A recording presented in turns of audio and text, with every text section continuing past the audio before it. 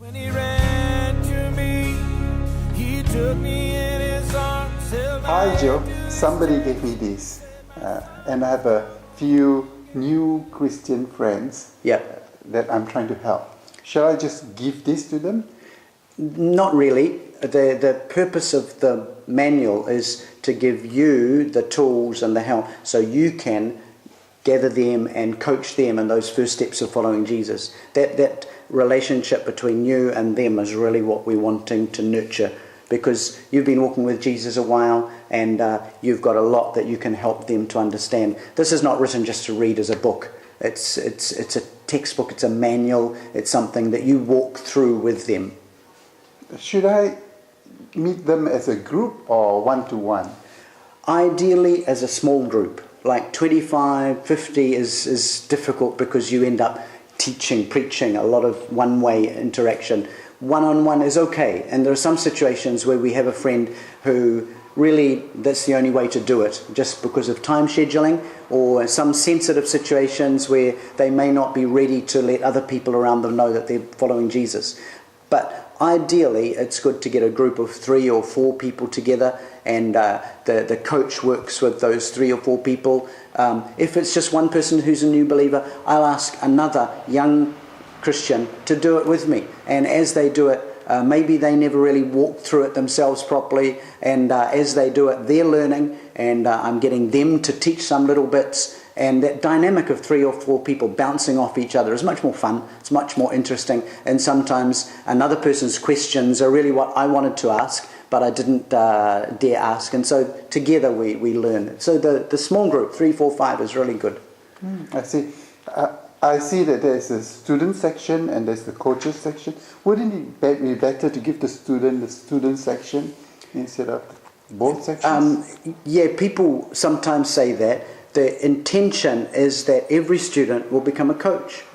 So if I'm a disciple, then I'm also making disciples, because that's what Jesus called us to do, to be disciples and make disciples. And so with every person that I'm doing it with, my intention right from the beginning, I tell them that I'm going to help you to follow Jesus, but this is also to help you then to go and help someone else. And sometimes we'll have a young guy that's a high school student, and he'll do the lesson, he'll go home and then go through it with his little brother, or a man that for some reason his wife and children are not able to participate, and so he'll go home, and the same day or the next day he'll go through the lesson. So it doesn't even need to be after they've finished the course, but even the same day.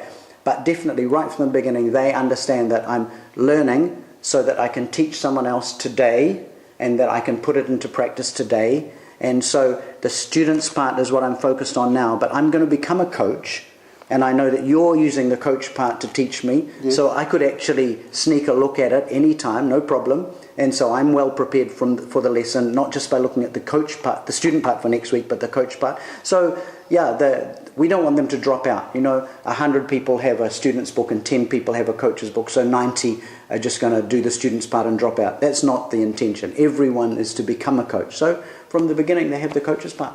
Good. My friend who's been preparing this, he said it was very confusing when he was trying to use the student section, and then he had to flip over to the coaches section and then back to the student section. Yeah, I think the preparing word is probably the issue. I think people sometimes don't prepare, and they're using it in a life group, and they're busy, they come home from work, and people are coming to the door and coming in, and they're having their coffee and talking and catching up, and he's thinking, what did I do last week? Which lesson was it? I think we did lesson 5 last week, so it must be lesson 6. And he hasn't prepared, and people are already in there milling around, and he's kind of scrambling to find out what to do, and he's thinking, am I meant to be doing it from here or from here? Yeah. But that's because he hasn't prepared. What he needs to do is the day before, when he gets home from work, think, tomorrow I'm doing this lesson, so I'll prepare. Today we're doing receiving the baptism of the Holy Spirit, and so this is the students part. I'm going to go through with my group. I prepare by looking at receive the baptism of the Holy Spirit in the coaches section, and I make notes back here. And when we're together, I'm going through this part, and I've written extra reminders for myself as I'm going through, or the answers to fill in the blanks. I've written it in because I've checked at the back, and so I'm ready. And it takes time. You know, if I'm going to spend an evening with a group of new Christians, I need to spend an hour or so preparing beforehand to make sure I'm well prepared. If you don't prepare, then you'll get confused. If you do prepare, then you're teaching from the student's part, but you've prepared already from the coach's part. Not confusing at all. Yeah. So I understand now why my friend was having problems. So we need to take an effort to prepare long beforehand. And then it makes it easier. Yeah. Because this is so important, you know, helping a new person to make those first steps. It's worth investing the time. And it actually, just using it in a life group or care group where you do 20 minutes or half an hour is not the best. If you do this well with 2 or 3 new people, you will take an hour and a half actually, often 2 hours. And if it's just a half an hour part of a program, you won't get through it. But your mentality becomes, I need to get through the lesson. So this week we did lesson 5, tick. Next week we do lesson 6, tick. But you haven't actually done it. You haven't really helped the people to put it into practice. So ideally it's a focus group of new believers. Sometimes with new believers, as you go through the topics, they have their own questions. Would we try to answer their questions as well? Yes. And in fact, at the beginning, you have to be sure that you've asked them, how are you doing? How's this week? They may have had a big issue at work that's just filling their minds. And you're going on with your lesson on being washed, on baptism. They're not listening because they had a blow up with the boss. But if you've asked them at the beginning, how was your week? How was your day? And they say, actually, I'm really quite upset because I had a hard time with the boss. And you can begin to talk with them about that. And you might spin off into the lesson on forgiveness in lesson 6. And spend some time on that. And by the time you get back to the lesson on washing, you've mostly finished the time. You say, well, that's okay. Next week we'll look at that. Or tomorrow we'll look at that. It doesn't need to be once a week, actually. It could be a weekend or where you do 2 or 3 lessons or a few nights. But normally we end up doing it once a week. But we follow where people are at. Not allowing them to control it and have digression every week. Some people have always got other things to talk about. So we've got a plan, and they can see the plan. But if there are important things, they say, I just need to learn more about prayer. You're teaching me the prayer part so slowly, phrase by phrase. I want more. Just give me the whole lesson on prayer. And I said, okay. So then we'll do the topic on prayer.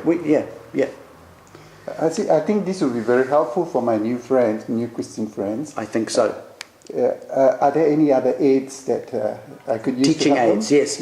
Well, we are making this video to help people to teach, help the coach, but also we have a video for every lesson, just a 10-minute video, and it's not a substitute for the teaching. You are the coach, you are the one that's walking them through it, but it's just a little extra, so there's some variety. That's available to you on YouTube, and you can use that in your lesson. Then every lesson in the coaches section, at the end, it has a PowerPoint, it's of course here it's just a sheet, which if you go onto the website, you can download a simple PowerPoint to use if that works for you and your group, or you can use this as a bit of a teaching outline, preaching outline. We're also finding other little video clips to make available. And you can check on the website and see what's up and running. And then we have a Facebook group where we're sharing little bits of extras that we find that are helpful. So yes, we're trying to make as much resource available to help you have a really interesting lesson and learning time with your student. Thank you. That I think would be very helpful. Great. When he ran to me, he took me in